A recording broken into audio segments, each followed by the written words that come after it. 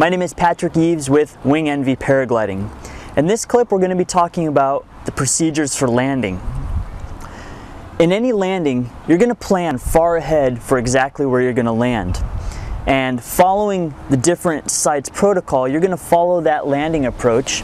So now that you have your landing site and you're coming into land, about 15 to 50 feet off the ground, depending on my speed coming in, I'll want to hang all the way out of my harness so that I'm ready to come in quick. Sometimes in the last few feet you can drop quickly or you can come in really slow, depends on the wind. Remember, when you're landing, always land into the wind. That's going to give you a nice, soft landing. So about 20 feet off the ground, if I'm coming in pretty slow, I'll go ahead and hang all the way out of my harness, ready to run once I come in for a landing.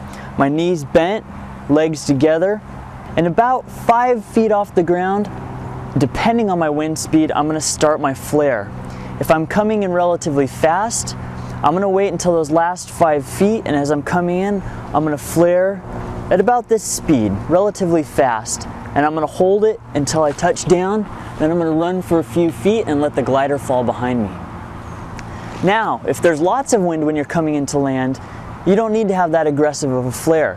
Just a nice slow flare until you're barely moving over the ground, touch down, take a few running steps so that the glider stays up in the air. As soon as you're safe and on the ground, pull both brakes down to kill the wing and stop the wing and make sure it's not dragging you anywhere.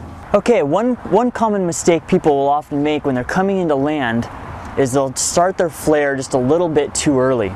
So let's say you're 10 feet off the ground and you've started your flare and you get about a quarter to halfway through it and you realize you still have a long way to go to the ground. The best thing to do in this case is just hold the brakes where they were until you get close to the ground, and the last few feet, go ahead and finish the flare really hard.